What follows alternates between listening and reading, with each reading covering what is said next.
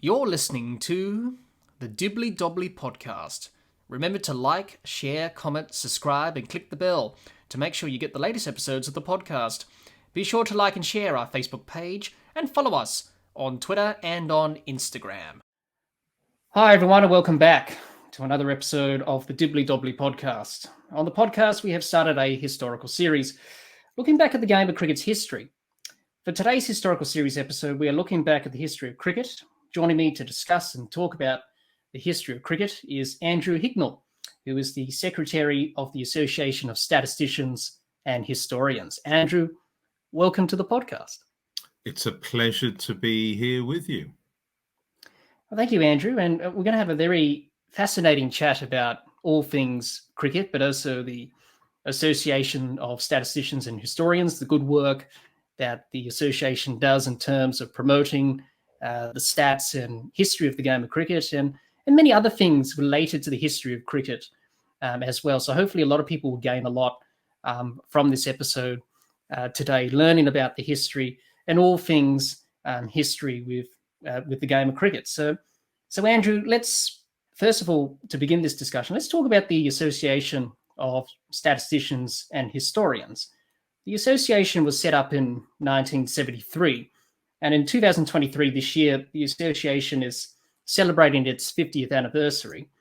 20 years after the association was formed and set up, the word historians was added on to the title, to the association's name. And the purpose of the association is to promote and encourage research into the statistical and historical aspects of cricket throughout the world at all levels, and to publish the findings. The association has around about 850 members worldwide. Members are statisticians, they're historians, and people who are passionate about the game's history and statistics. So Andrew, tell us more about the association and the work the association does, and how is the association preserving the history and the statistical side of the game of cricket? Well, I think you very neatly summed it up there. The Association of Cricket Statisticians and Historians are, as it were, the internationally renowned guardians of all things relating to the statistical side of the game. And many of our members are very eminent historians as well. If I just add a little bit more about those early meetings back in 1973, but if I also just go back before that, because there had been various organizations, the Cricket Society in particular, in the late 1940s had set up statistical groups, and various other individuals, and various pamphlets had been produced. A very eminent historian called Roland Bowen then produced a series of journals in the 1960s, which really were the forerunners of the ACS journal today. Roland Bowen's Cricket Quarterly had a very wide circulation amongst people who were fascinated by statistics, and the early historians as well. And as a result, there was a feeling amongst many people. Robert Brooke, one of the key founder members as well. And a meeting was convened, and Robert flew the flag for statisticians in many ways. You're right in saying that the H was added. I started my own involvement with the association, my own involvement with Glamorgan County Cricket Club. I was very much an S initially, so a statistician. And I can remember growing up in Cardiff in the late 1960s, early 1970s.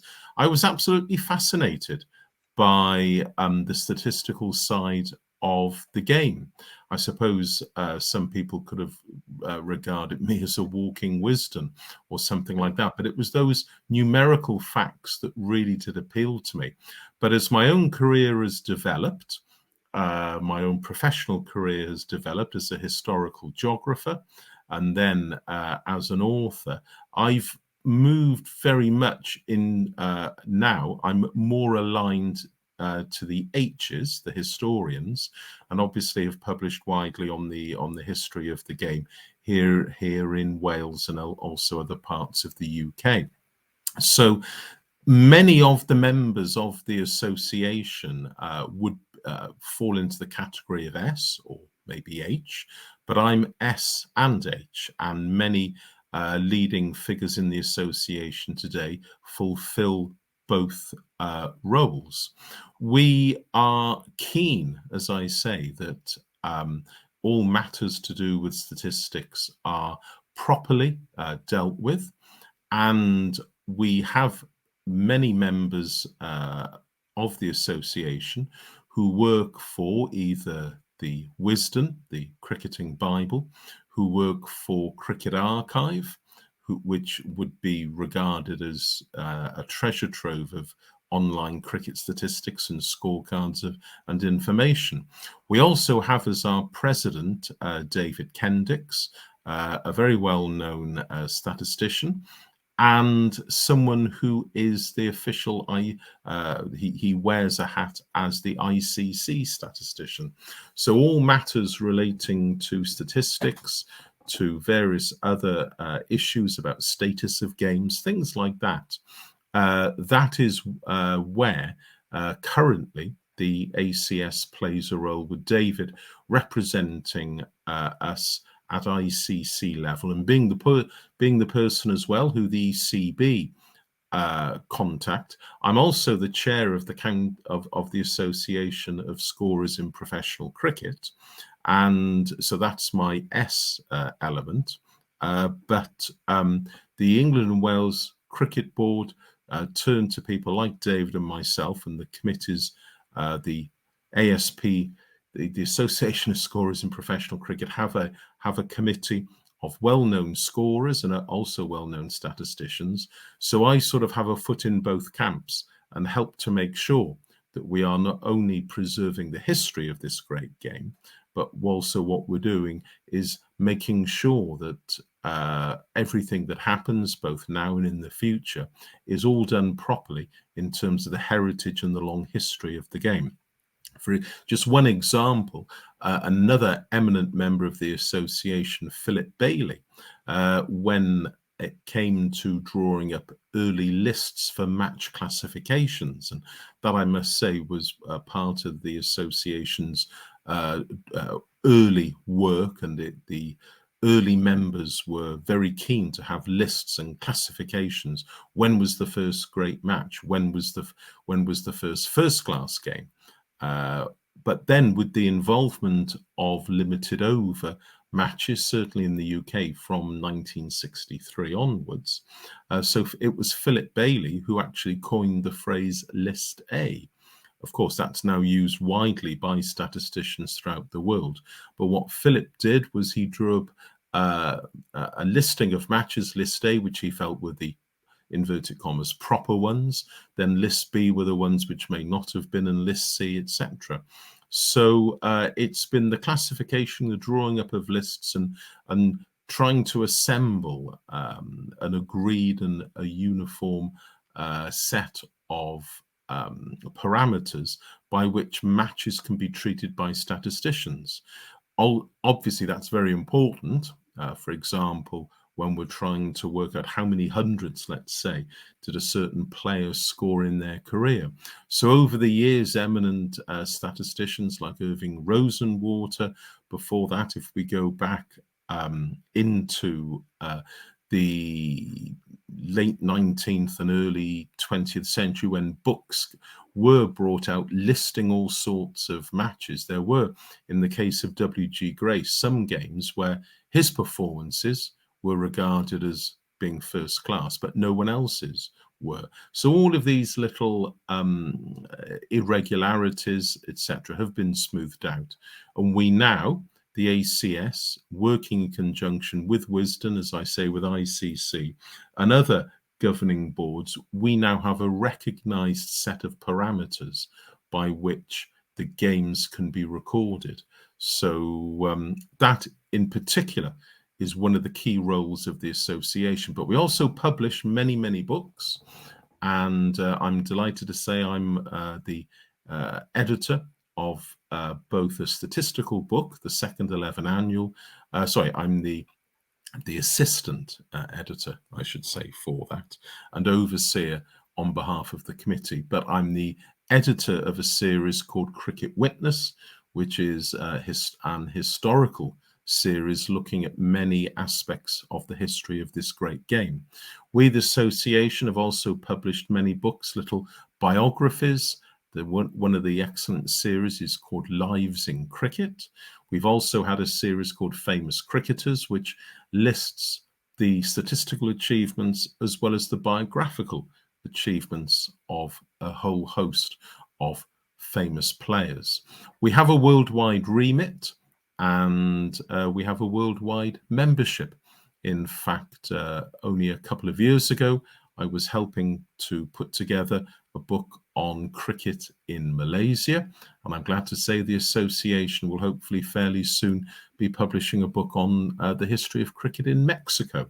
So we are not just a group of Anglophobes just focused on cricket in the UK. We have a worldwide remit, and as I say, we are preserving and celebrating the history of this great game. Absolutely. And that's what it's all about, isn't it? You do it because you're passionate about the history and wanting to educate and teach that to other people. Isn't that right, Andrew? Absolutely. And people can become members of the association in a very simple way. All they have to do is type into Google Association of Cricket Statisticians and Historians. If you actually type in the letters ACS, you go to the American Chemical Society. Well, I'm sure that's a very worthwhile and august association. But if you want your cricket fix, Association of Cricket Historians and Statisticians, Google that, or Association of Cricket Statisticians and Historians. Either way you do it, you will come to the ACS website, and we will welcome you with open arms. Members receive a quarterly journal. There are various other booklets members can purchase. Obviously, the books are available for purchase by non-members as well. We are having in October a 50th anniversary, a Golden Jubilee lunch as well, where a very eminent cricket statistician will be addressing, hopefully, a large gathering, and we'll have a suitable lunch in Leicester, at which I'm hoping that there'll be around 7 of our founder members still with us, and who will be able to raise a glass to the association. Absolutely. Celebrate 50 years, the half century. Raise the bat, as they say in cricket. Well, I think I'll be raising my scoring pen. Yes. Absolutely. That's wonderful to hear. And let's talk about your journey in cricket. Let's talk about how you got into cricket, your journey and discovering this great game. So tell us what sparked your interest in cricket statistics and history. You touched on a little bit about that there. So what was the interest towards the stats and the history of the game? What made you want to gravitate towards that? Well, I think an interest in cricket is a life sentence, but I was very lucky, as I mentioned earlier, in the late 1960s, to go to a very good primary school here in Cardiff, the capital of Wales. And the school I went to, there was an element of teaching in the Welsh language as well as in the English language.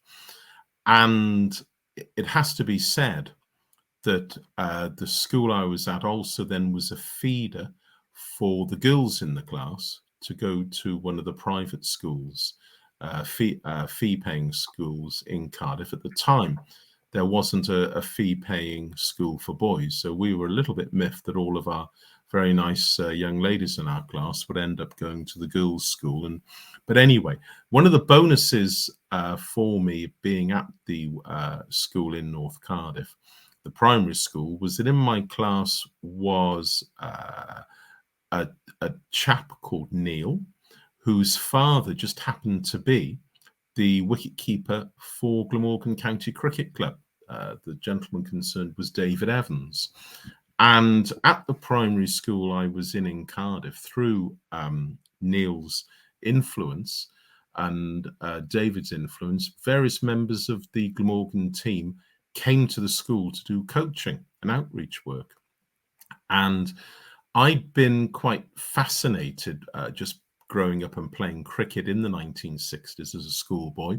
Don't forget, that was in 1968. That was when Glamorgan beat the Australians at Swansea. 1968, of course, was also the year when Malcolm Nash was hit for 6 sixes by Gary Sobers, also at Swansea. And in 1969, Glamorgan were the county champions for the second time in their history, having been county champions before in 1948. So I became quite immersed in the game. Most of my friends at the school, we also played cricket. We got, as I said, we had some basic coaching. And what happened was that then the secondary school I went to, as I said, Neil was there, the son of David Evans. And again, the school that I was at had very strong links with Glamorgan cricket. I had some absolutely mad keen teachers. My geography and my English teachers both were decent players themselves, club cricketers, although my English master would have been good enough to have played county cricket had he not opted to move into the world of education. So it came quite natural then, having been coached by the, as I say, being coached by county professionals, to then go along and to watch Glamorgan. So I went to the Sophia Gardens ground in Cardiff. I went to the St Helens ground in Swansea and various others with my school friends. And again, knowing the players, it was absolutely fantastic. Now, my own playing wasn't brilliant, although I could hold a bat, and I was a bit of a wicket keeper, a shocking leg spin bowler, it must be said. But I was often not. I was in the 12, but I didn't make the final 11. And of course, that lovely phrase, 12th man and scorer. Now, what had actually happened was that in my primary school, one of the teachers, a man called Mr. Reed, who'd also been quite a high-level football referee as well as a mad keen cricket person, Mr. Reed, one afternoon during the 1968 Ashes series, actually one rainy summer's day, he actually taught us how to score. He wanted, of course, to follow the progress in the Ashes series between England and Australia. So he either turned, I can't remember whether it was the radio or television, but he turned it on, and we couldn't go outside to play. So what he said is, okay, I'll show you what scoring is. So he gave us all bits of graph paper. We all had pencils. And I was fascinated, this amazing code that you put down dots and you put down various symbols for what happened. And it was great to sit there scoring in real time. Of course, he was delighted because he was able to follow the England team's progress. So I got this fascination, as I say, with scoring. I was pretty sharp when it came to numbers. So going along, following Glamorgan, a couple of opportunities came during the mid-1970s and the late 1970s then to actually score at matches. There would have been a public address announcer who would have needed someone alongside to tell them how many 4s or 6s the batter hit. And I actually started scoring second team games for Glamorgan. I made my first 11 debut in the summer of 1978. Now, by that time, I'd just started. In the summer of 1978, I'd left school, having got A levels in geography, geology, and English. And I was about to start my first degree at Exeter University. So it was great to actually, in the summer holidays, to work for Glamorgan, to be paid for scoring, absolutely fantastic. And it nurtured my love of cricket statistics. I have to admit that my grant in my early months at Exeter University, my grant actually went on purchasing cricket books. There were some excellent antiquarian bookshops, both in Exeter and back home in Cardiff. And so I started to build up a library of Wisdons and various other books, and I just got immersed in the great game. Then in 1981, I was very lucky to be approached by BBC Radio Wales. BBC had just opened up a sports department at Broadcasting House in Cardiff, and they were looking to start ball-by-ball commentary of Glamorgan matches, especially on a Sunday afternoon when the Sunday League games were taking place. There had been excellent television coverage beforehand in the 1960s and in the 1970s, but ball-by-ball commentary on the radio was something new. So I ended up working for 25 years as the scorer statistician on BBC Radio Wales, chipping in now and again with microphone in hand to proudly say how many balls Matthew Maynard or Hugh Morris had faced, and how many fours or sixes, all the sort of things I guess at the time that Bill Frindle and other people associated with Test Match Special would have done. In 1982, I also commenced on a PhD in historical geography at Cardiff University, although I have to say that whilst I was studying the newspapers and other records, primarily to look at the way the suburban development was taking place, when I was looking at the newspapers, I would start obviously in the back page in the summer, and I would actually read and transcribe some of the cricket scores before moving on to the areas of greater academic interest. I was lucky enough in the summer of 1982 and 1983 to also act as Glamorgan's first 11 scorer. The gentleman who'd previously occupied that role was an octogenarian, and by, as I say, by those years, he was just finding life on the county circuit to be a little bit too much. I was offered in 1984 the opportunity to be a full-time cricket scorer, but there was no winter work. And I therefore decided to continue with my PhD studies and also then to work at weekends and other times with the BBC as their scorer statistician. By this time, I'd also become Glamorgan's official statistician. I'd taken over from a gentleman called Wayne Thomas and another gentleman called Michael Morgan, who had assembled a lot of Glamorgan's first-class records and was starting to do a lot of their limited over and list A stats. So together with Wayne, I was able to build up and add to Glamorgan's statistical records. So during the 1980s, during the 1990s, and then into the early noughties, I was combining a role as a schoolmaster with working on the radio. I taught in various schools, independent schools in Devon and latterly then in Somerset. And in 2004, sadly, the Glamorgan first 11 scorer, Gordon Lewis, passed away.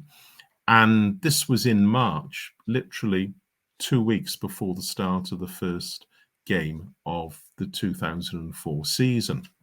By that time, things had also changed at the Sophia Gardens ground. There were new buildings going up. There were plans to redevelop the ground. I'd been involved as a consultant looking at various aspects regarding the setting up a learning centre. Glamorgan did have a schools visits programme. But what I was asked to do was, okay, how could we celebrate the rich heritage of cricket in Wales at our new stadium? How could we be a centre of excellence, not just for Glamorgan cricket, but a centre of excellence for Welsh cricket, something about which I'd written several books back in the late 1980s and again in the 1990s. So little did I realise that whilst I was sat in these meetings helping Glamorgan staff and committee to plan for these new facilities, little did I think that in 2004, the chief executive of Glamorgan County Cricket Club would then come to me and say, look, Andrew, these developments, hopefully we're going to get the green light. Do you want to come on board and you can be first team scorer as well? So my life changed. My road to Damascus, as it were, was actually an Iceland Air flight, because when we landed after an A-level geography and geology field trip to the country of Iceland, not the supermarket, I hasten to add, but after landing at Heathrow, I received on my mobile phone a text message to get in touch with the Glamorgan chief executive. And as I say, it didn't take me too long after consulting with my wife to move back full-time to Cardiff. I did do a little bit of part-time teaching at the sixth form college here for a while, but we raised sufficient funds to set up the CC4 Museum of Welsh Cricket, which has subsequently become the first fully accredited cricket museum in the UK. So we have an archive and a vast collection of, well, certainly well over 10,000 photographs, as well as over 100 artifacts relating to the history, the rich history and heritage of the game in Wales. It also serves as a learning centre, and I mentioned earlier, growing up in Cardiff, having had Glamorgan players come to the school, now I'm I now lead up the education team at Glamorgan County Cricket Club, and we have certainly pre-COVID in 2019, we had 22,000 young people that year come to the ground to learn about the history of the game, to play softball cricket, to get the cricket fix and to watch games as well on, I'm glad to say, on free tickets, and to do everything that I did in my early years in short trousers back in the 1960s. And now here I am with long trousers, helping to share my passion and my love for the great game.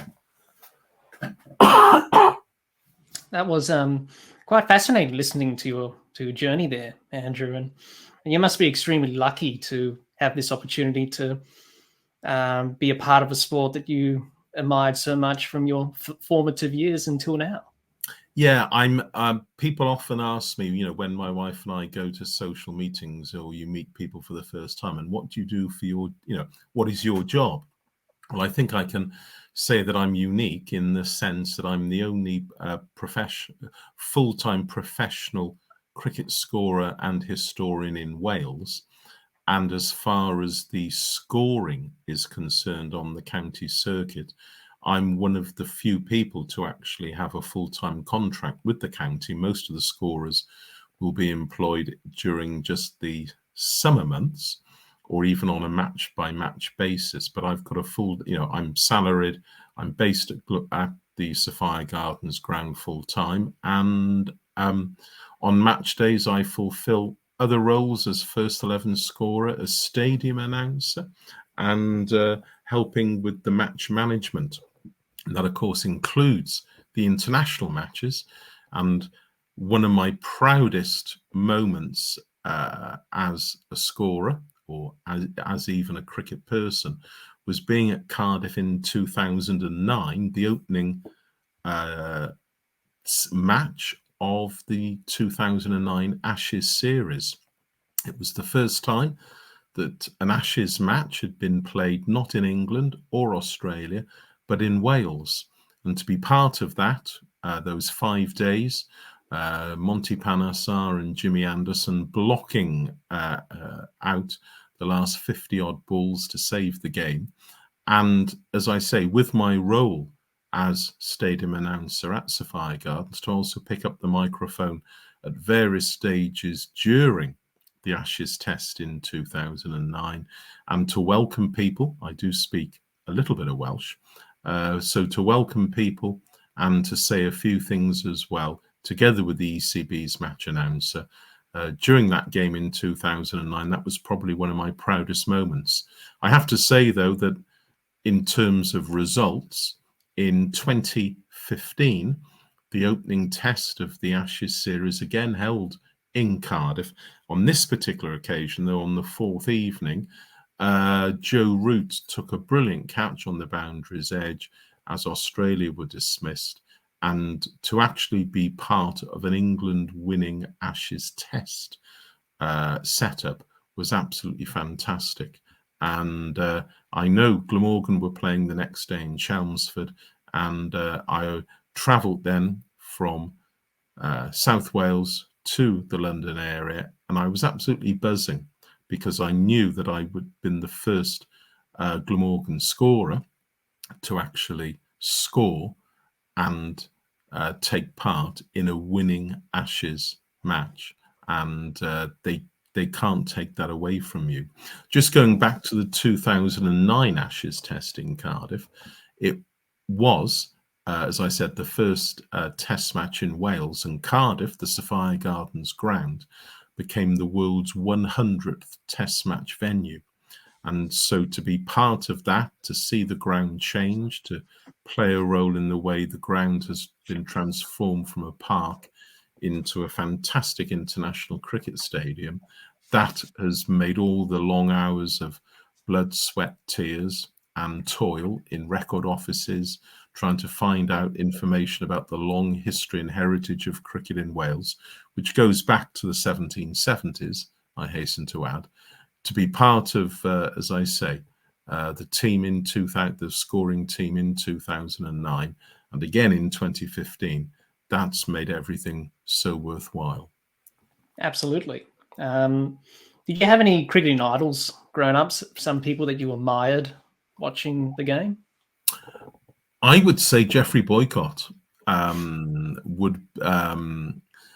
Edrich as well, was those two, Boycott and Edrich, just watching initially on television, just watching, as I said, the 1960 black and white footage from 1968.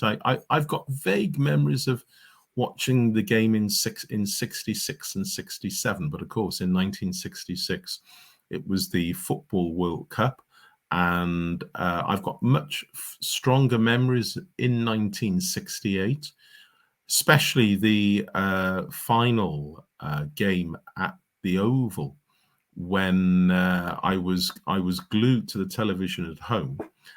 But my parents were having some new carpets, and they said, "Look, Andrew, there's not going to be any play at the Oval. Look, it's huge thunderstorm. It's a washout. Let's go into town and let's decide on these new carpets."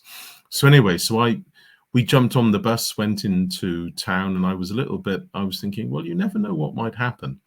And we went to the large department store in the centre of Cardiff, and the televisions were there, and there was a group of people clustered around because, of course, as we now know, loads of people had mopped up at the Oval and play was about to restart. So my parents were quite happy to leave me there standing with this throng of people, watching Derek Underwood work his way through the Australian lineup like a hot knife through butter, whilst my parents were deciding on the particular colour of carpet, etc. We came home on the bus. My parents were happy having purchased the carpet, and I was happy having watched Derek Underwood bowl at Australia.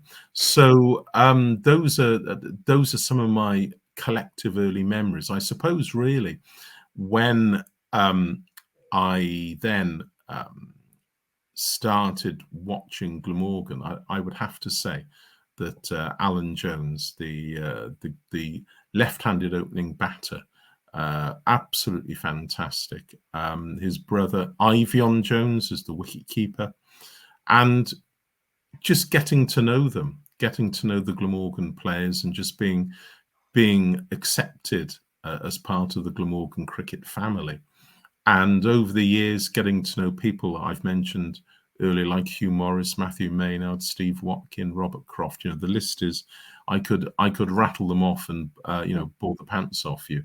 But cricket is a team game at the end of the day. Yeah. But it is a game with individual batters and bowlers. But I would have to say that actually watching and then knowing the likes of Alan Jones, Don Shepherd, Ivan Jones, what great cricketers, but also most importantly, what wonderful men and what wonderful people as well. In more recent times, Peter Walker, who of course was a fine broadcaster as well as an administrator with the Cricket Board of Wales. Very sadly, Peter died at the start of COVID back in 2020, but it was rubbing shoulders with people like him, rubbing shoulders with other great names in Glamorgan cricket, and getting to know people in English cricket. It's been a real privilege and an honour. Absolutely. Last question, just before we move on to our next discussion point. What advice would you give to someone who wants to become a statistician or historian within cricket, or for any amateur statistician or historians, someone like myself who's just doing it for a hobby and for pleasure? What tips would you give and advice? Well, I would say don't get put off. Use the internet. Use the wonderful treasure trove of information which is there. Back in my early years with the working for Glamorgan, my early years working with the ACS as well, we were relying on scores that were published in newspapers, scores which have been picked up in books, going through score books as well. Nowadays, of course, all that information is digitized, and you can sit in your homes and you can surf and you can get so much information. The biggest advice I would say is if people find things which are wrong, if people find errors, if there's new information. Only recently, I acquired some brand new information about some early Glamorgan players of the 1920s. It's a lifelong journey, and even though, as I say, I've published widely, I don't say that everything is definitive. You keep finding things out, you keep adding, and the advice I would say to someone who's starting off as a statistician, as a historian, is enjoy it. Let people know. Contact your local cricket authority, whether that's a state in Australia, whether that's a district or a province in another country. In the UK, if you're attached to a county, whether it's a minor county or a first-class county, use the internet, tweet, let people know about some of the records and statistics.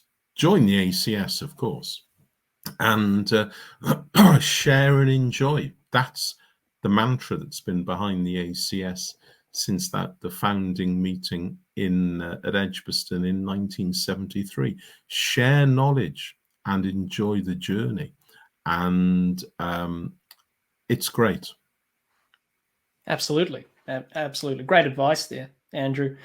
For our next topic, Andrew, let's talk about the origins of cricket and how cricket got started and how the game of cricket became what it is today. All sports have a birthplace and can base their origins from there. Cricket's birthplace was in England, of course. Cricket was a very different game in its early years compared to today. Cricket was played in wide open spaces in the countryside of England. Cricket bats were in the shape of a hockey stick. The stumps were just only two stumps, no middle stump, and just one bail across the top. And bowlers bowled underarm in those days, whereas today they bowl overarm. So, Andrew, how did the game of cricket get started and established, and who invented the great game of cricket? Well, no one knows who invented the game. It's somewhere in the mists of time. It's a little bit like trying to search for the Holy Grail. You mentioned there that cricket began in England. There are some people who think actually it may have had its origins maybe in northern France. I'm sure you may have played, like I played as a schoolboy in Cardiff, as I mentioned earlier, a game of cricket called French cricket, which was where you stood still and you held the bat in front of your legs, and people threw the ball at you, and you then would hit it, and people would count up the number of hits that you made as opposed to a number of runs. There was a variant of that called tip cat or stool ball, which was where, again, you would stand with your feet together with the bat. You would hit the ball. You would run then to a peg or a stool and run back again. A little bit like the type of softball cricket that you might be familiar with that kids play these days. But certainly in terms of what we would call the modern or the early modern form of cricket, the origins were in the Weald of southern England. That's a broad area of downland, as you said, meadowland that spans Sussex, also fringes parts of southern Surrey, western Kent, and from Sussex, as I say, going across to Hampshire.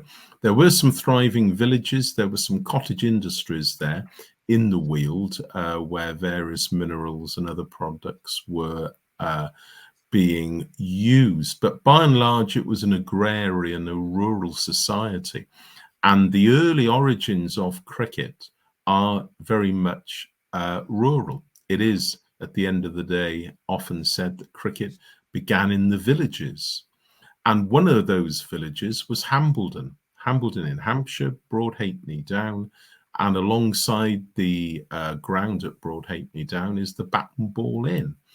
And it may well have been that what began as a pastime for the young boys and men looking after tending their flocks on the downland, what had begun as a simple pastime actually then metamorphosed into a far more serious game.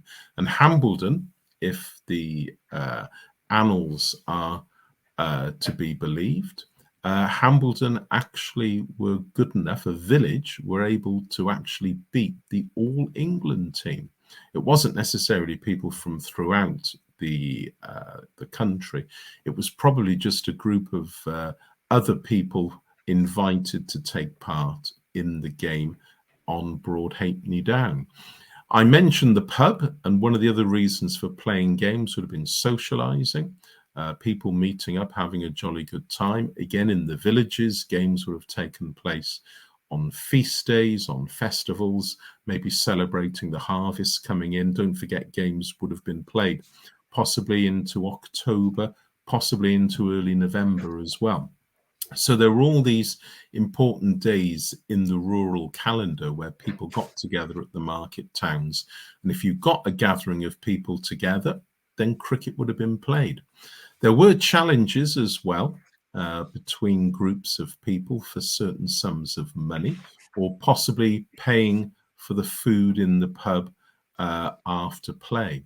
But quite importantly, during the 18th century, there was a shift of the game from the rural areas into urban areas. And it is that shift into the cities, which was probably one of the most important aspects in the development of the game. For example, in the case of southern England, the cricket ground at Lord's became established in 1787. The Marylebone Cricket Club, the MCC, not to be confused, of course, with the same organisation in Melbourne, but the MCC became established in 1787 at St John's Wood. Thomas Lord they had played cricket at other locations, but Thomas Lord secured some land at St John's Wood. The MCC became founded, and as I say, they also helped to codify the game and produce a standard set of playing regulations. In cricket, we say laws, we tend not to say rules.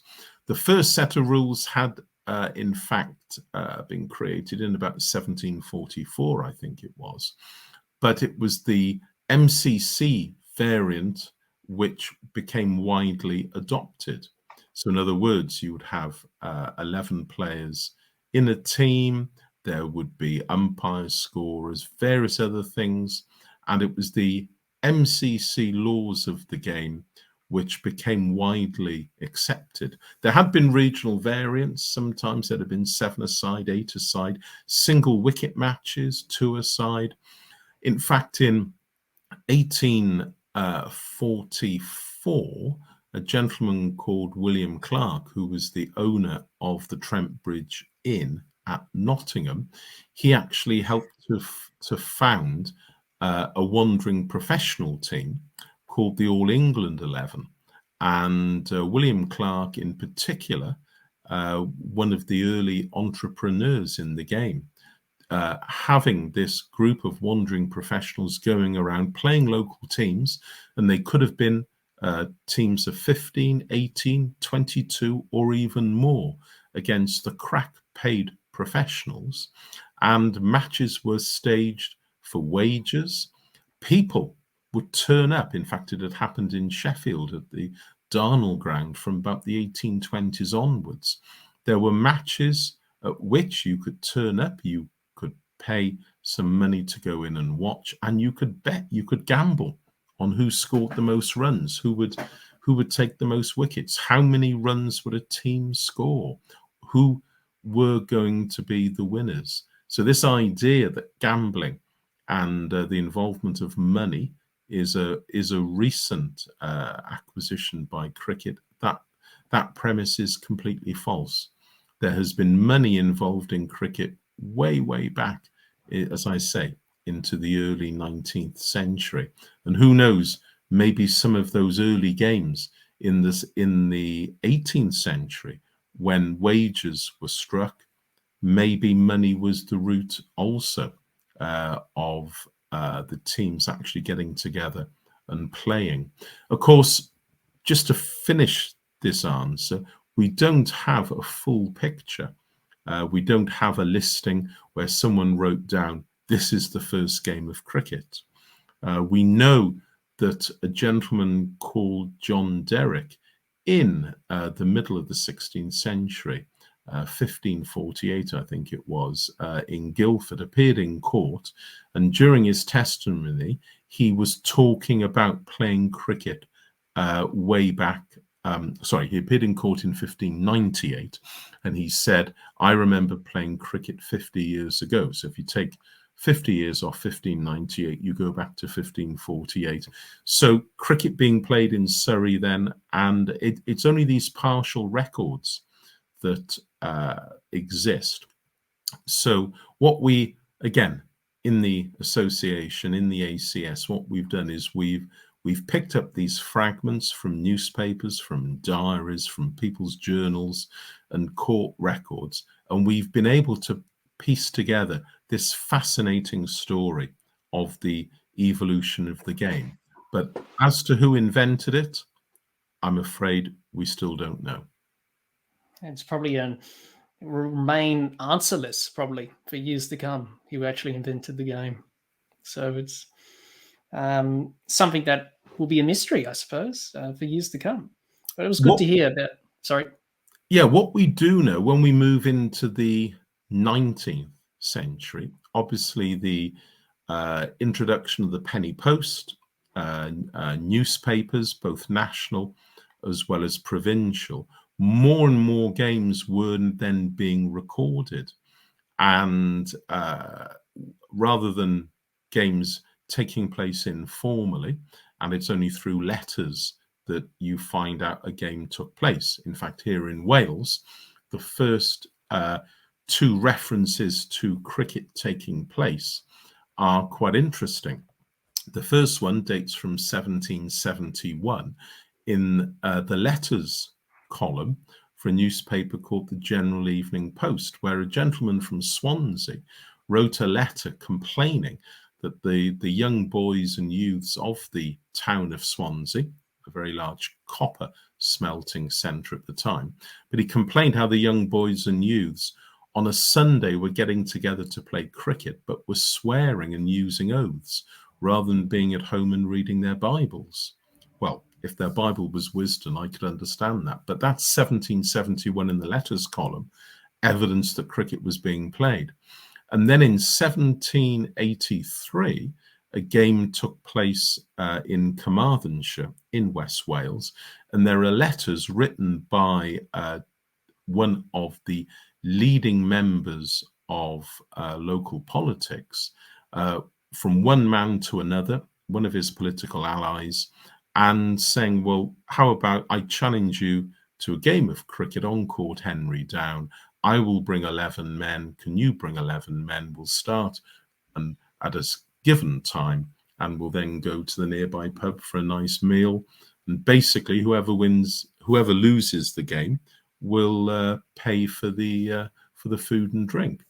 So it's fragments like that. But when it comes to the advent of newspapers, where, and again, with industrial pride, and civic pride, where teams representing these thriving industrial places wanted everyone to know how good a place it was, how successful the inhabitants had been at winning games of cricket. What we mustn't forget as well is that there were influences in the schools, in the universities, and the move of cricket into the cities. I mentioned the MCC earlier on. Cricket very much became adapted by the gentry. There are references to various members of the royal family going to watch games at Lord's, and members of the gentry, Lord X and Lord Y, were prominent members of these clubs, and it seemed to be that playing cricket was very much a good and a godly game, very much, as I say, through the writings of Kingsley in the what we tend to call the paradigm of muscular Christianity. We only have to pick up books like Tom Brown's School Days and see again the way in which playing cricket was seen to be very moralizing and also very good for you, in the sense that you adhered to rules. If the umpire gave you out, you walked, and you were being very manly and also being very healthy. There have been various books published by the ACS looking at the use of children's literature in telling these stories. But just in terms of the records of the game, when we move now into the 1850s, the 1860s, where we have teams in England now visiting Australia, touring abroad, obviously there was a lot of interest. We have, in terms of nation building and empire building, cricket being used as a moralizing, or in the words of some people, a civilizing influence in parts of the empire. So we have games now, or English players going abroad, playing in the winter. And of course, they wanted to let people know how well they were doing. So reports appear during the winter months. And of course, that leads very nicely into the evolution of Test cricket and the first ever test taking place between England and Australia in 1877. Yes, absolutely. So it was good to hear about the origins of the game and how the game's changed and evolved from those early days until now. It's quite fascinating listening to you speak there, Andrew, about that. To finish off our discussion today, Andrew, for our last topic, let's talk about the Ashes, seeing that the Ashes are coming up later this year in England. Andrew, you would agree the Ashes is full of history, which stretches over 141 years since 1882. And it's a long, rich cricketing history, really, over the years between Australia and England and Ashes battles.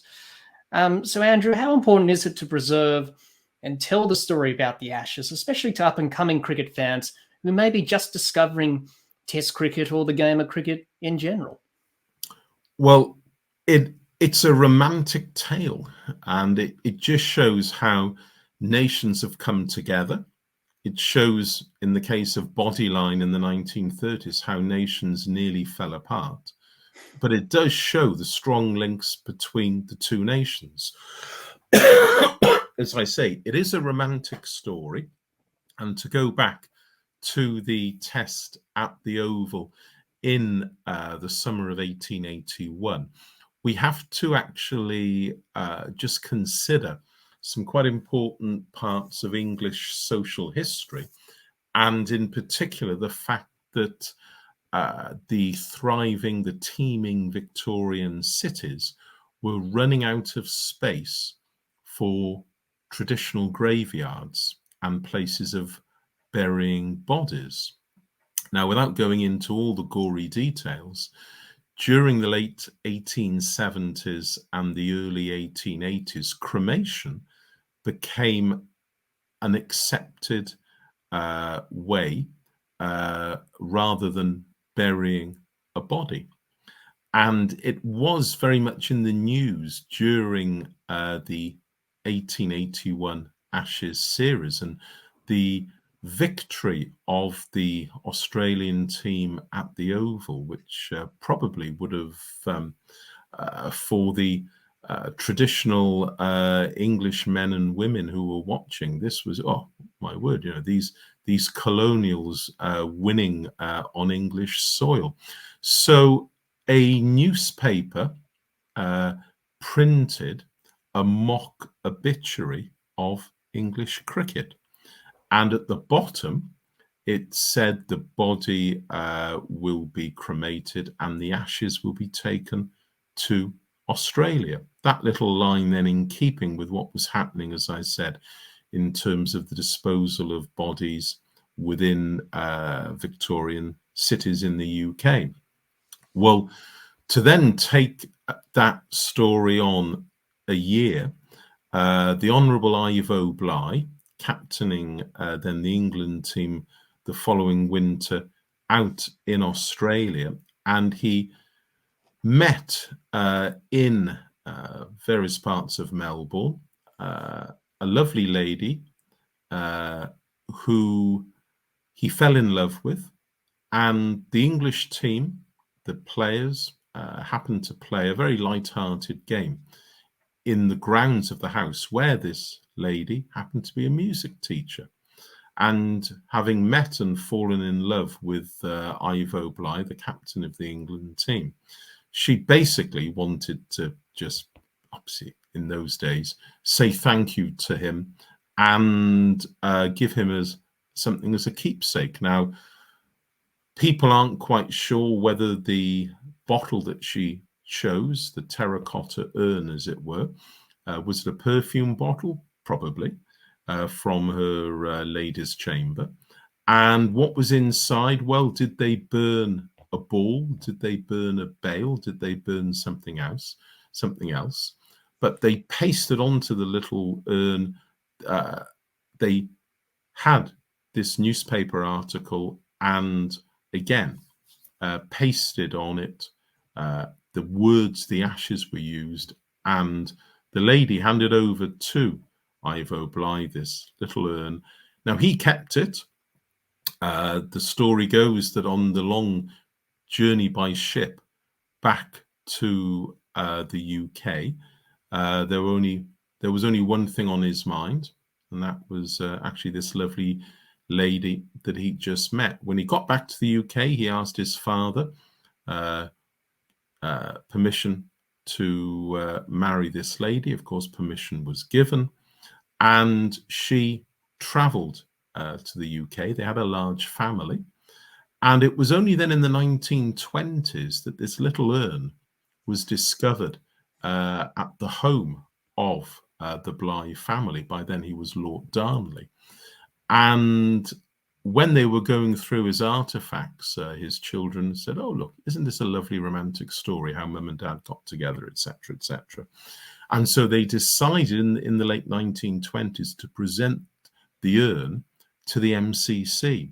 So those early games up until then between England and Australia weren't really Ashes test matches. It was only after the donation of the urn to the MCC that people thought, no, wouldn't that be a lovely little trophy for this series between England and Australia?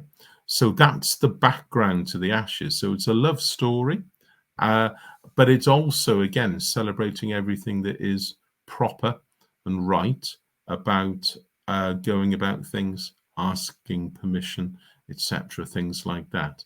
And there's a little bit of humour there as well. But what a lovely romantic story.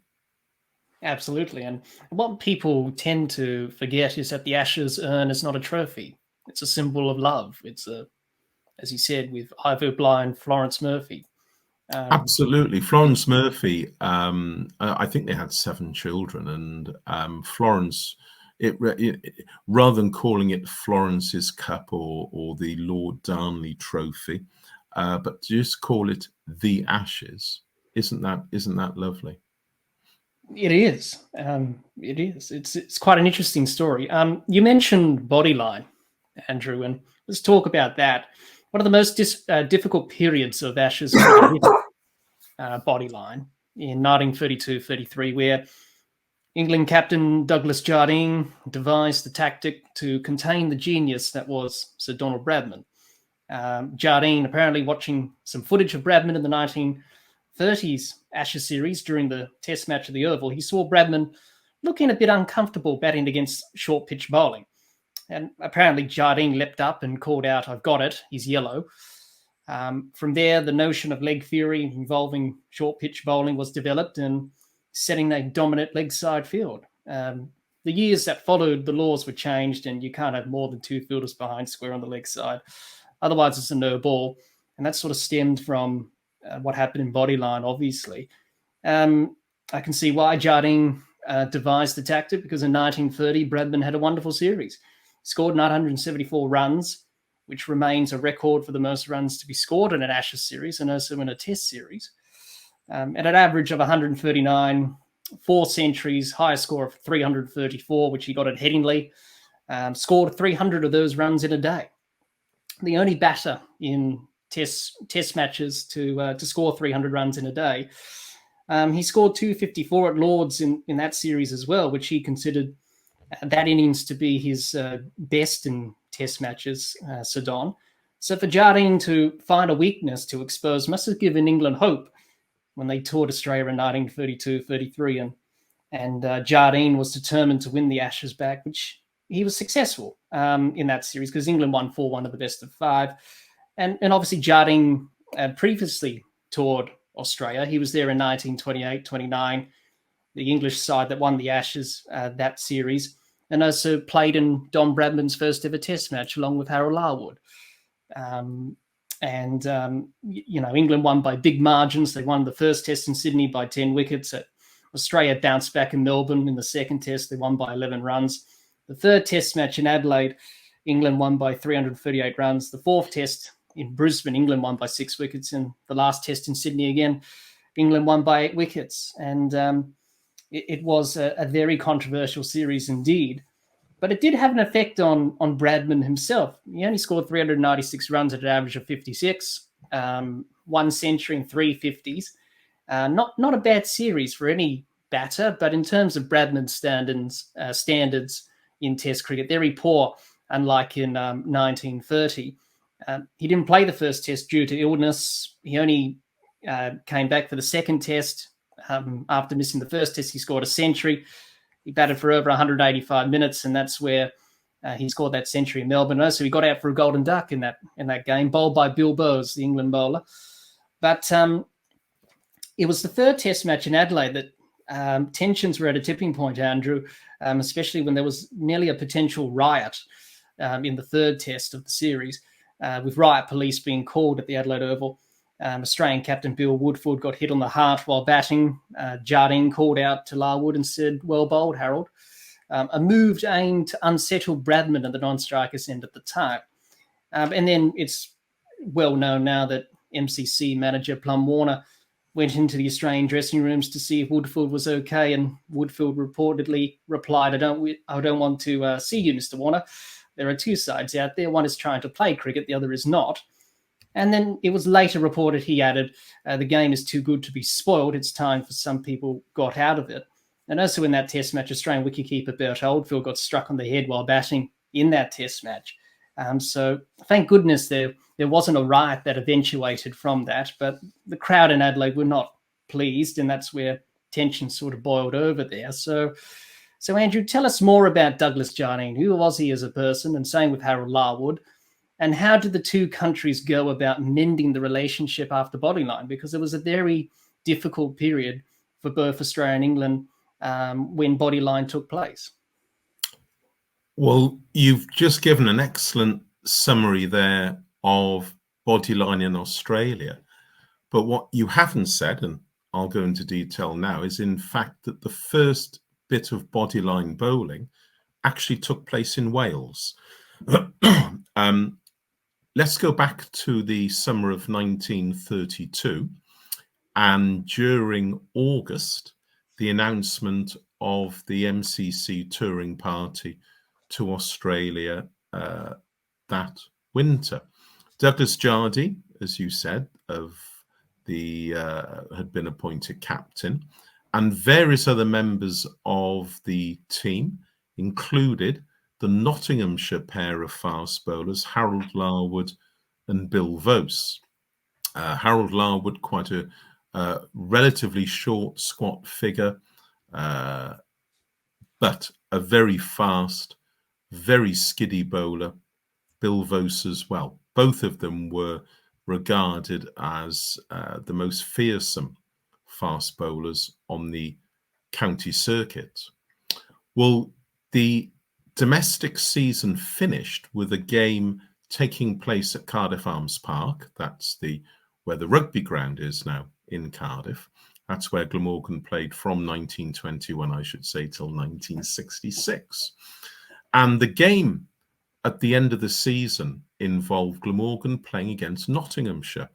And it was announced in the newspapers that Nottinghamshire would be experimenting with the leg theory bowling, which is what it was talked about then. The leg theory bowling, which they were hoping to use, as you said, to great effect to contain the great Don Bradman. And it was said that the trial of leg theory would take place during Nottinghamshire's visit to Glamorgan.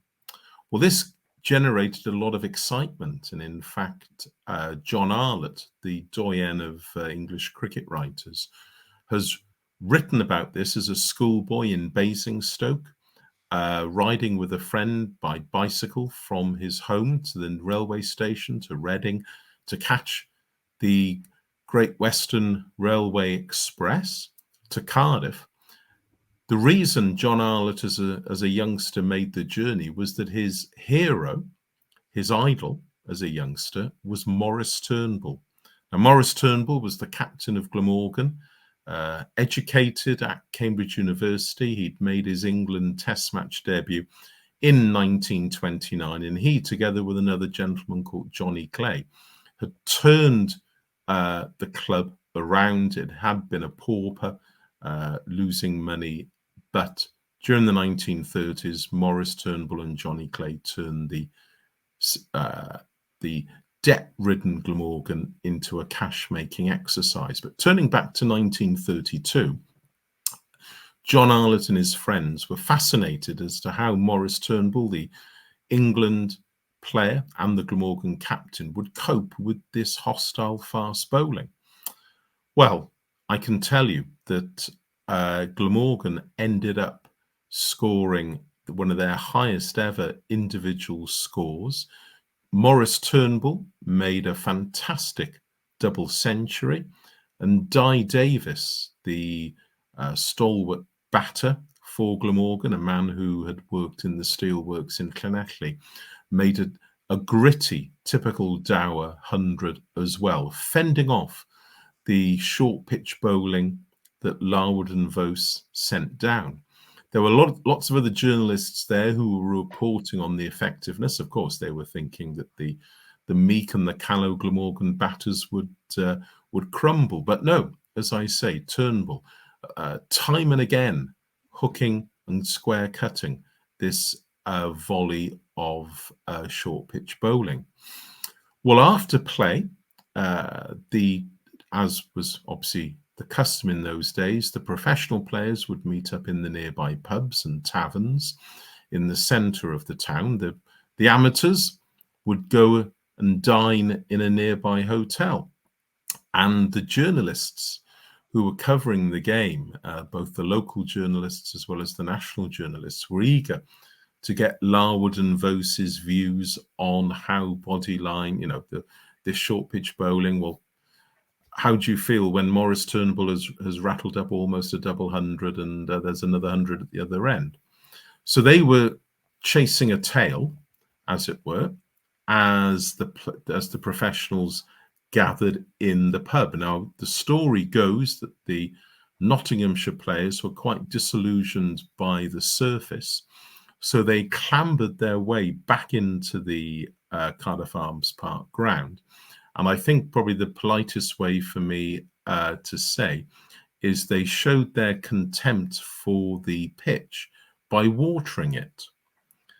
The story that the Notts players had clambered back into the ground, the news of that reached the ears of Maurice Turnbull, who was the Glamorgan captain, who was dining with Arthur Carr, the Nottinghamshire captain, just in the very nice Grand Hotel opposite the ground. Maurice Turnbull realised that the journalists had picked up on the story, and that was the last thing that they really wanted in the newspapers the following day. So Maurice Turnbull, even though it was now gone 11 o'clock at night, he headed down to the offices of the Western Mail newspaper in the centre of Cardiff. The local journalist, Harry Ditton, had got the story, and it was there, all being typeset back then on the huge metal frames in the printing press at the office of the Western Mail in Cardiff. But Maurice Turnbull persuaded the editor of, the night editor, I should say, of the newspaper, not to run the story.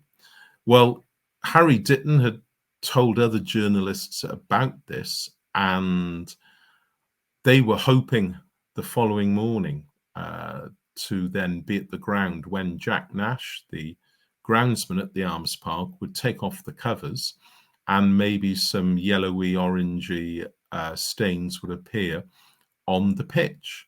Well, what had happened, of course, the story hadn't been run, and Maurice Turnbull had gone back to see Jack Nash to make sure that the pitch had been repaired. So all of the watered bits of the pitch had been removed. So when the covers were removed, everything looked in pristine condition.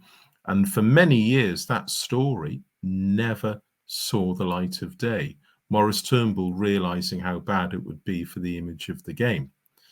Now, several journalists instead wrote that if what Maurice Turnbull and Di Davis had done to the Notts bowling for Glamorgan, if the England selectors, if Douglas Jardine had been there at Cardiff to watch what was going on, then maybe Bodyline wouldn't have taken place. I know there were a lot of people who disapproved of the policy, even in domestic cricket, when Bodyline was then subsequently used. Various players got hurt, and it was just looked upon as not being the way to go about things. As you said, the laws of the game were subsequently changed. Now, Larwood and Vose, and to an extent Jardine, was sort of ostracised, and it, by and large, it was through the actions of the other players who realised, well, that's not actually the way we play the game. And an important part in cricket history, Bodyline, an important part leg theory, and certainly a realisation that something which is now known as the spirit of cricket. Is it right that you bowl a series of short pitch balls from around the wicket with fielders close in? It's now embraced, I think, in the spirit of cricket, the MCC spirit of cricket. And I think it was a learning lesson for everyone. And again, if, as I say, the stories about 1932, Nottinghamshire playing Glamorgan at Cardiff Arms Park, if people had seen then the way Maurice Turnbull and others dealt with the volley of short pitch bowling, Bodyline would never have happened. Yeah, fascinating listening to that, how Bodyline became to be. Do we actually know where the term came from? It wasn't known as bodyline. It was known as leg theory, but it was only bodyline when it after England finished in Australia. Do we know where the term actually came from? I think it was various people. I think Bruce Harris, one of the journalists who wrote 4 books about it, I think he was one of several journalists who coined the phrase, because clearly the bowlers were aiming for the body rather than the stumps, and that, I believe, is the origin of the word. Yep. Andrew, let's talk about memories of Ashes cricket and Ashes moments. There's been so many in Ashes cricket over the years, but what are your memories of watching Ashes cricket over the years, growing up, or even now? Well, as I said, 1968, my earliest Ashes memories there, standing in that department store in Cardiff watching a television set. I suppose I have to, as I mentioned earlier on, one of my boyhood heroes had been Geoff Boycott. So the 1977 series, when Geoff Boycott actually scored his 100th 100. But that would be a personal milestone for Geoff Boycott, on driving Greg Chappell and taking off his cap and receiving the applause. But it was I'll keep the Yorkshire theme going, because I would have to say the 1981 series has a special place in my memories, because I actually went to 2 of the Ashes tests during that series. I went to the game at the Oval. I also went to the game at Edgbaston.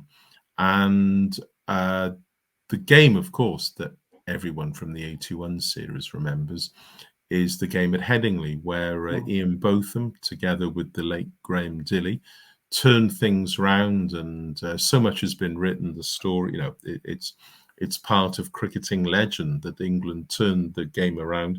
Bob Willis, again, the late Bob Willis, then came steaming in and cleaned up the Australian batters. I have to say, though, that my memories also go to the centenary test in 1977. My memories also link in with the Packer series, World Series cricket. I know that's not Ashes cricket, but I can remember watching some of the games being played in pajamas and in floodlights, and I can remember turning to my parents and saying, "That'll never catch on." How wrong I was then. In more recent times, of course, at a personal level, the Ashes series that I worked on in 2009 and again in 2015, I'd have to say the Ashes of 2005, and from a personal point of view, again, one of my friends within the Glamorgan setup being Simon Jones, and purely from a personal point of view, having seen Simon when he first played for Glamorgan in the late 1990s, seeing him go from a young boy into a young man. And then in 2005, seeing him being a member of the Fab Four, so Hogarth, Harmison, Flintoff and Jones, not anything to do with the Beatles, of course, but being a member of the Fab Four, and for Simon to bowl so well, to produce a 6-wicket haul at Old Trafford, and to play his role in an Ashes winning series, absolutely fantastic. Those images of the England team on a open top bus tour through London, the gatherings in Trafalgar Square, some of the other stories which have emanated over time. The 2005 probably would have to be, in modern times, one of the greatest series, certainly in the UK. But more recently, of course, listening to the feats of Ben Stokes, who single-handedly, okay, I know Jack Leach was at the other end, but single-handedly to win a game.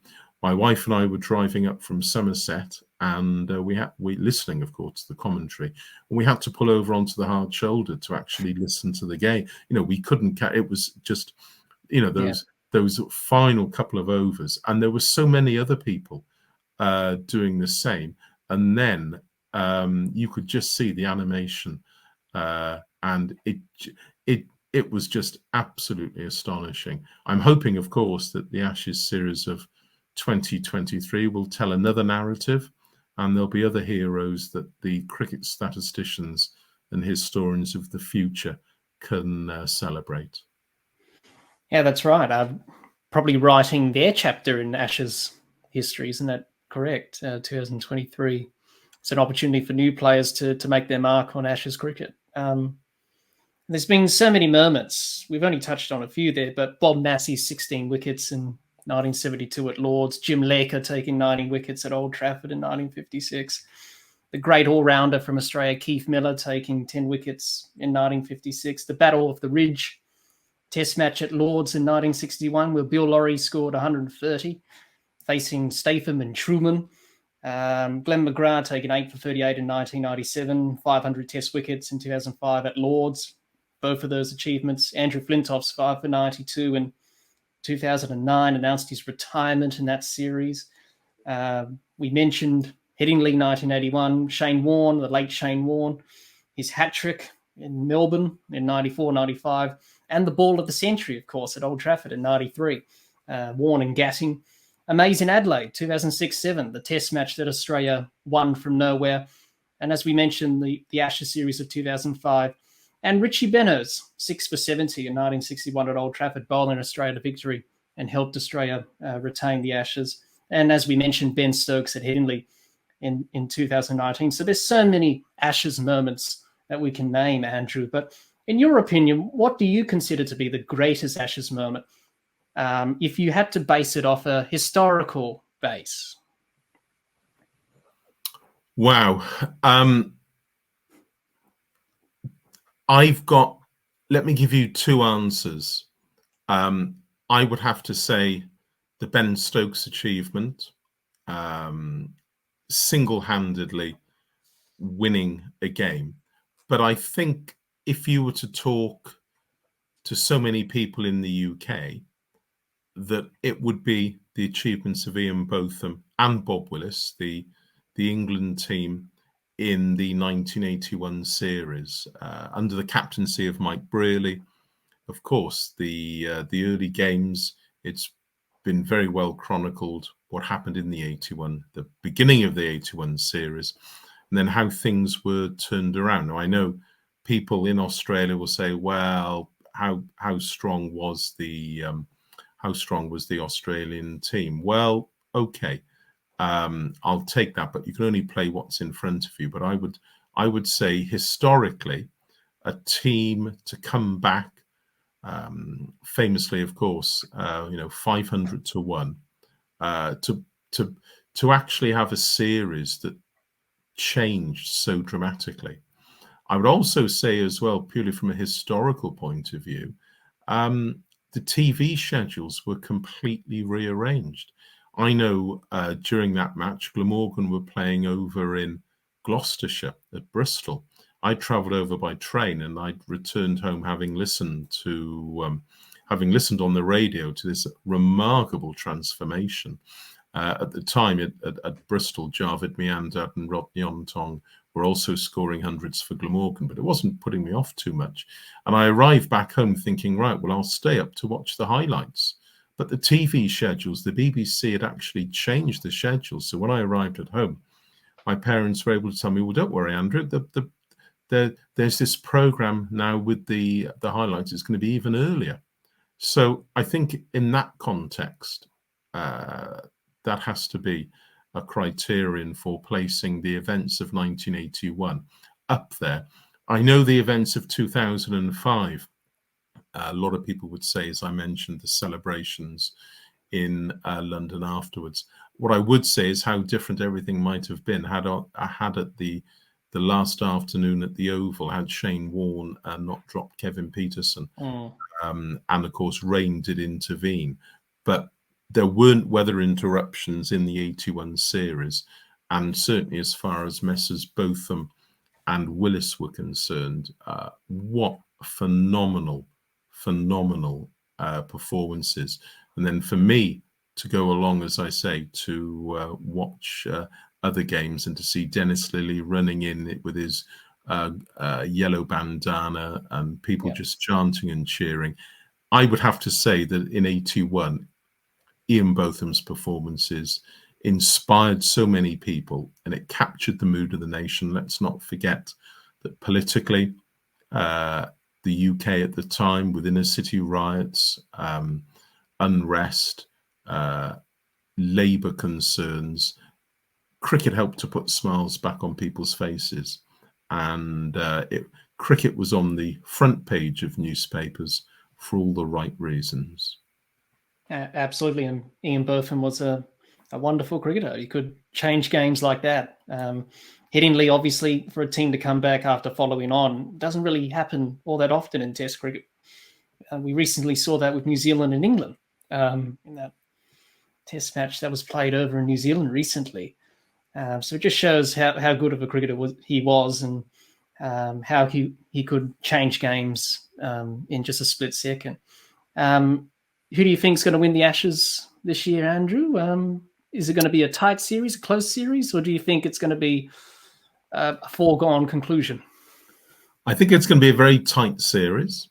I'm going to be very intrigued how the much vaunted Australian pace attack cope with what we now know as Bazball. So the going rather than the old Boycottian way of grinding out of maybe 50 by mid-afternoon and then maybe knocking off the 100 just before the close of play, but scoring over 350, 400. High octane cricket, playing with freedom. I'm going to be quite intrigued as to how the Australian pace attack cope with that, especially on English pitches. And I will say that there's a lot of confidence. Johnny Bairstow now hoping to be fit. There's a lot of competition for batting places within the England team. I will say I think an awful lot is going to depend on how the English bowlers, Anderson, Broad, Robinson, etc., plus Jofra Archer, how fit they remain. Obviously Anderson and Broad have had a fantastic career at international level. I think it would be the icing on the cake for them to be part of an Ashes winning series. So I'm just gonna say 2-1 in England's favour, and I hope the celebrations in Trafalgar Square and the open top bus ride is as exciting as it was back in 2005. Well, me being an Australian fan, of course, I hope that doesn't happen. I hope Australia win the series and retain the Ashes for another consecutive year, as we have for the last few Ashes series. But just one more point, one more question before we wrap up. If England do lose this series by playing Bazball the way they are, and they fail miserably, and they have terrible performances, let's just say, how will that be received by the English public? Because there's been a lot of problems within English cricket in terms of coaching, administrations, and all county cricket or whatever. But more so with Test cricket, that's been in the spotlight. How would that be received if England do not win this Ashes series under Ben Stokes? Well, that's an interesting question. I think we have to look at it in terms of the bigger picture. That the Australian team, we've seen how they came back under difficult experiences, difficult times in India. I think we would have to set it in context. A lot of people, you're quite rightly, there is a phrase England expects, and a lot of people have been talking up the way the England batters are going to go out. And if there was to be a defeat, well, it's how I think the way you judge it is the way I've been taught, that you treat success and failure the same way. And a measure of the team, a measure of the management, a measure of the leadership would be how they react to it and how they respond. And I think people will be expecting success. If there are weaknesses in the Australian batting, maybe a lot of reliance on my good friend Marnus Labuschagne, hoping that Steve Smith doesn't have as purple a spell, but the younger Usman Khawaja, who of course also played for Glamorgan, a fine opening batter. But I think there's a feeling that if England can get in, let's say reduce Australia to 50 for 3, 50 for 4, I think it could actually be quite a low scoring series, despite the fact we're talking about baseball and going on and getting big scores. If English conditions, if there are going to be some green tinged pitches with the ball dominating, it could be quite interesting. So you may have to look at the depth of your batting. Hence, when we look at the likes of Ben Foakes, when you look at the likes potentially then of people like Chris Wokes, Ollie Pope, where they all fit in. But I think an awful lot is going to depend on the messages that are given by the England team and as presented by the media. If Australia lose, if England lose and Australia win, well, England haven't got a divine right to hosting the Ashes. And I suppose the message would be, well, let's actually learn from those mistakes. Let's make sure we get it right. And I know you can overanalyze and you can overcomplicate what at the end of the day is quite a simple game between bat and ball. But at the end of the day, I think England certainly have their best chance of recent times if everyone stays fit.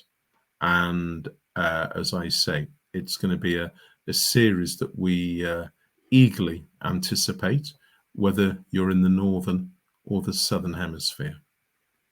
Yes, a few late nights for me down here in Australia watching the Ashes in England, as I have done for many years.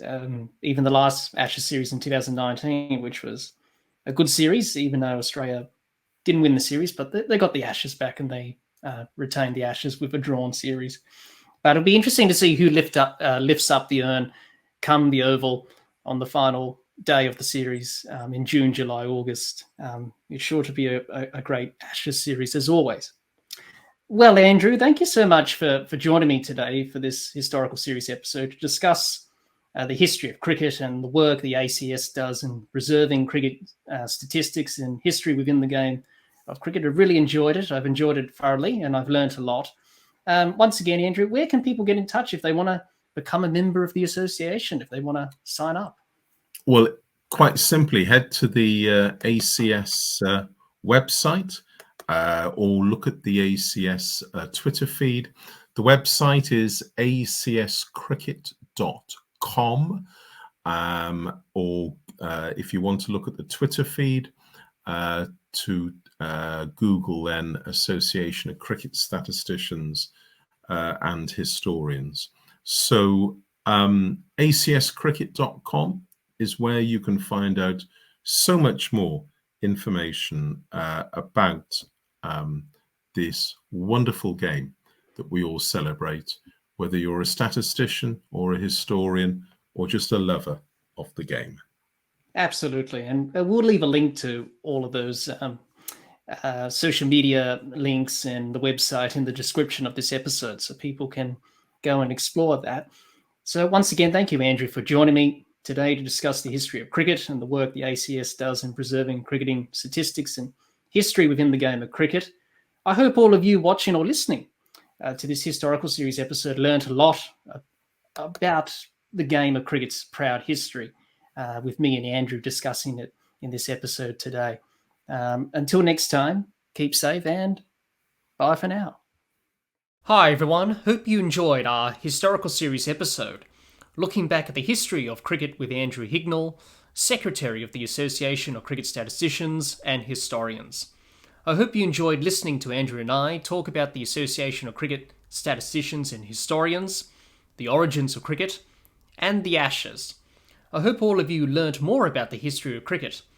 If you are interested in becoming a member of the ACS, head over to their website, which is in the description of this episode. Thanks everyone for watching or listening to our historical series episode, looking back at the history of cricket with Andrew Hignell, Secretary of the Association of Cricket Statisticians and Historians.